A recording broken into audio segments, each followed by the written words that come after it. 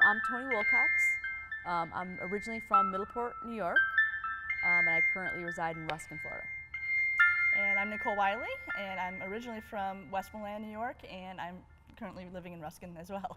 We actually own two businesses. We own a window cleaning business, and we own a catering business that we've had for about 10 years. Let's take you guys back to when this relationship started. How did you meet? What was it like? What was that experience for you? I started playing professional women's football in Syracuse, and it really changed me. I really came into after a period of being kind of more in my shell. I just started to, feel confident again, and just I felt like I had people who supported me around me. So this was my, I think, fourth or fourth season playing with the team. So like I said, I kind of took on the role of ambassador, because I know when I came to tryouts the first time, I was like, I don't know anybody, and it was hard to, break into this new group and things. So I kind of took on the role as ambassador. So when new people would come to tryouts or different things, I would try to make a point of going up to them. So we were having tryouts, and I was stretching and doing stuff, and I saw someone new come in the door. I'm like, oh, there's a new person. So I was stretching, and so I'm like, I should go say hey and welcome, and so she's walking up to the table in her little baby doll shirt, looking all cute. But then she had a hat on, and she looked up, and I saw those blue eyes, and I'm like, uh-oh. And the owner of the team goes, my nickname is Choo Choo. My owner goes, yeah, I thought you'd be in trouble, Chooch, because I saw her. I'm like, yep, I thought you'd be. Yeah, so, and I had just moved back home from Hawaii. I'd been living in Hawaii, and so I was playing for a team out there, and stumbled across a flyer saying, there's a team there that I was going to try out for, and that was it. Showed up, and there she was, and we ended up a couple months into practice. We weren't quite into the season yet. We were just practicing, and I was, commuting from where I lived to Syracuse, and I was working. So we were at practice one day, and some girl was totally talking going to me, after Nicole, like hardcore, like just, oh, and Nicole. Ooh. And she lives closer. She lived closer to my area, and she's really young. And she had asked. She's like, well, Nicole, can I get your number, and maybe we can go out sometime when since we live so close. And I'm like, sure. And so she took my number, and Toni was sitting there, and I looked over. I'm like, can I get your number? And I'm like, my number? And so that's it. I actually had to leave practice early because I had to go to work, and I got out to the car and texted her right away and said, do you want to go out sometime? So that was it. Because I would not have made it. After the next practice, we went to a restaurant and had a couple drinks, and people were betting against. See, then people made the mistake too. They bet against us. They bet against us. The whole team was betting against us. So they were like, "This is not going to work," and we're going on 11 years, I think. So yeah, so they were wrong. And I was in the car and caught myself smiling, and I'm like, I'm just smiling because I'm thinking of her. So there's something, there's something going on here, and that was kind of when I knew. I'm like, I'm constantly smiling, just thinking of her. There's something there. So I don't know about you. Well, like for me, just the whole infatuation, the whole your heart kind of gets like you gotta catch your breath, was just seeing you that first day. But that's just like a very superficial kind of initial thing. I don't think it was like a moment. I think there were just moments of being with you. They just realize like this is a person, that you just reaffirming, and just another, again, because I'm more analytical, I'm gonna make charts, and I'm gonna well, here's my pro and con list, That's exactly that. Yes. I gotta analyze and do, so I think it was just more of just like overwhelming evidence of, so. In June of 2004, we'd been together, like I said, right before we moved down here, so we'd only been together 6 or 7 months. Again, just dating, and not even. We were in Niagara Falls, which is kind of our special place up home, back home. We were in Niagara Falls, and all of a sudden I just said, yeah, I don't want you dating anybody else. Let's make this exclusive.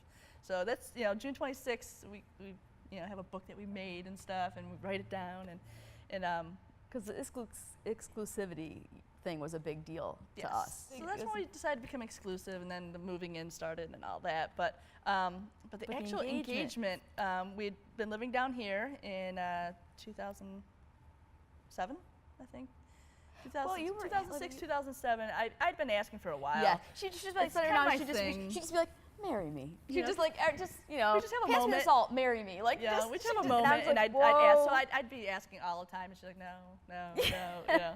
So one day we're watching TV, and we just had another one of those moments, and she says, marry me. She said, I'm gonna stop asking. Because I told her a while ago, She's like, I'm just gonna stop asking because you. She's But- like, when you're, Yeah, and so she did. We were just watching TV, and I yep, don't know just what happened, watching TV, but and I'm just like sitting next to her, and I'm like, she just had a moment. You just like, you just. So she asked, and I'm like, are you sure? And she said yes. So and that was it. We decided that we were going to have a ceremony, and of course it wasn't legal here in Florida at the time, but for us it didn't matter. It That's, wasn't the. you know, that's what marriage isn't about. It's not about the piece of paper. The piece of paper is very important, but it's about committing to the other person. So we planned in August 8/8/08. We wanted to keep it easy for her to remember. I got a big numbers thing. Again, So- neurotic. I have big numbers thing like 888. So Oh, that's good. 8/8/08 is when we had a ceremony in Fort DeSoto, and it was a small ceremony. On the beach. It was on the beach. We had somebody we knew actually perform the ceremony for us. Her and husband took photographs. her daughter was our little child, a ring Ring bearer, bearer and person, it had rained all day long, and we were like, this is not driving good. over the skyway. Black, ominous clouds. All the way around. Lightning is striking, but there's a little lighter gray spot over like the Flag Fort Soda area. And we ended up having a beautiful sunset, actually. It was really, the sky, the color of the sky was beautiful. Yep. Ended up being a beautiful night. So, and we ended up going to Hawaii for our honeymoon. And that was the second time I'd taken her to Hawaii.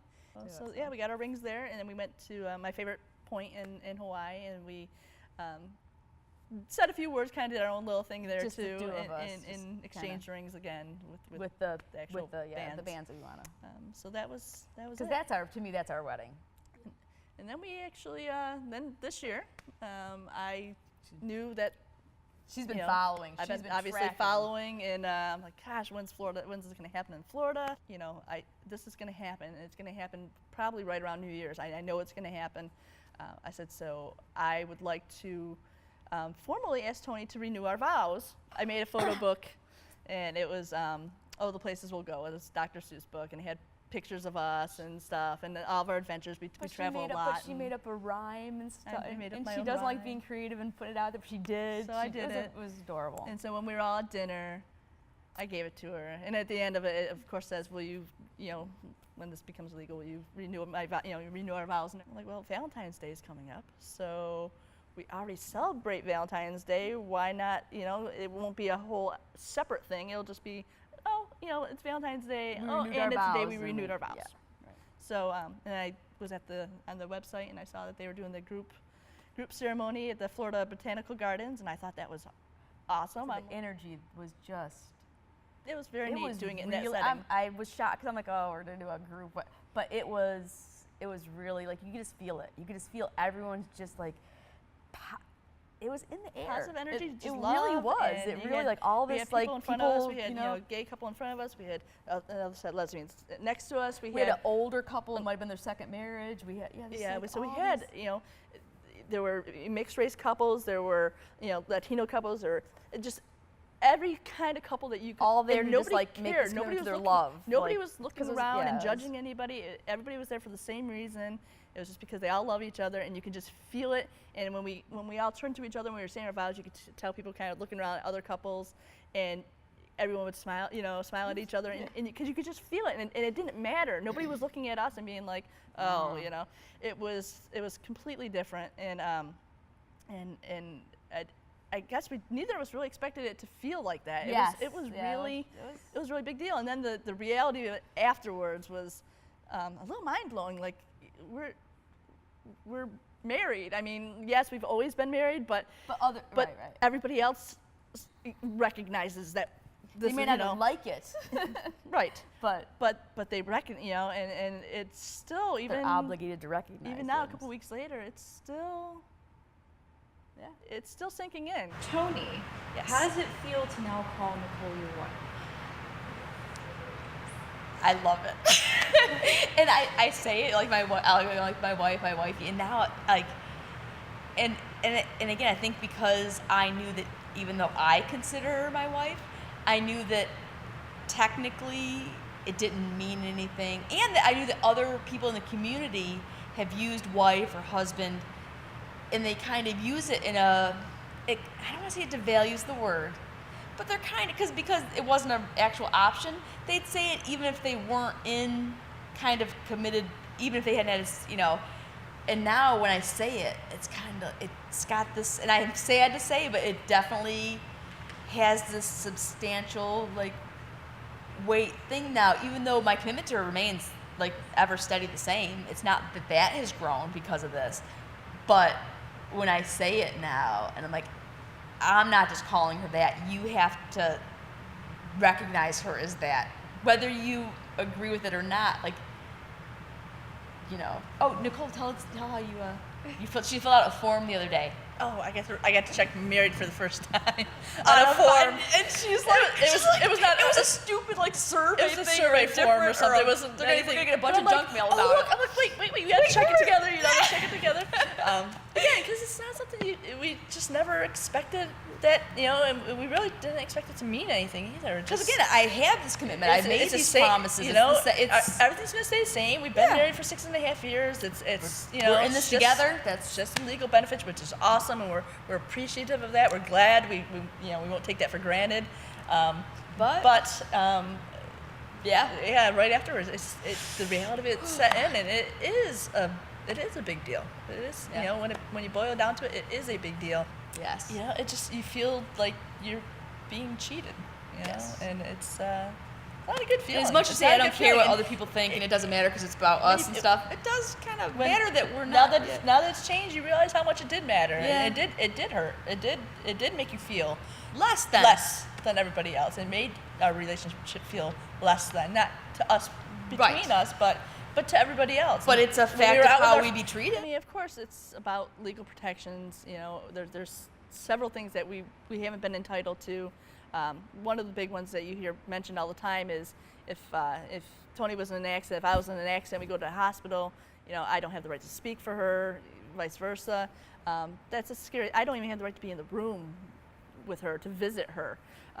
That's scary. I mean, if a straight couple takes a minute and to think about that, and the fact that you could be kept out of a room, that your significant other is seriously injured or could be dying, and you can't be there for them, that's really important. Just that it's now legally recognized adds a level of legitimacy in some people's eyes, and that's an important step. That even if they don't accept it, but they have to respect it, because I mean, again, I'm a little bitter that I am a United States citizen who pays their taxes, but I am not afforded, I am in just as committed of a relationship as you or you or you, but because of the gender issue, it's not, even people who, again, it's again, the whole, even people who aren't necessarily super biased in a hostile way,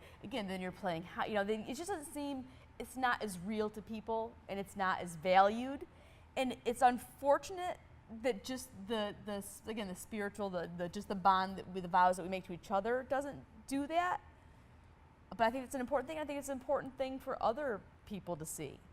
I'm pretty oblivious. I'm very much, I think everybody's treated the same, and everything's good, and people aren't looking at me different, and I'm like, baby, open your eyes. Sometimes I am, yeah. But and that's one of the things that I just never, I never really realized that people, You're a second-class citizen. Wake up. She'll catch glances of people, watching us and stuff, and I'm totally oblivious because and that's I just good don't. In a way, because I don't care. I don't work that way. I don't work that way. So and I don't really care, but. I don't know. It just makes. See, the whole equal thing. I'm like, how am I not equal to somebody? That just all of a sudden the reality of it was like I'm equal to somebody. She's like, no, I'm not equal. I'm better than this. My super genius Wiley girl here. But it just really astonishes me that all this time that there's people that didn't think I was equal to them, and it's not that I think I'm better than anybody. I know No, I was just- it's coming no, off that way, but no, I was but just teasing it's you just because that you're a super genius. I'm, I work hard. I've gone to college. I started military. I did all these things right. You've got two I've got two successful businesses. Yes. I'm a professional. I do all these things right, but yet I'm not equal. Like it just. I think some people, their heart might be in the right place. They're following their beliefs, which I respect, that they genuinely believe these things. Although once it starts to hurt me as a human being, I have a problem with your beliefs. But I worry about backlash, about people just that, what are they going to try to take? How are they going to keep trying? Because how are they going to try to hold us down now? Will they find another way? Yes, absolutely. This is love, and this is not wrong. Your love can't be wrong.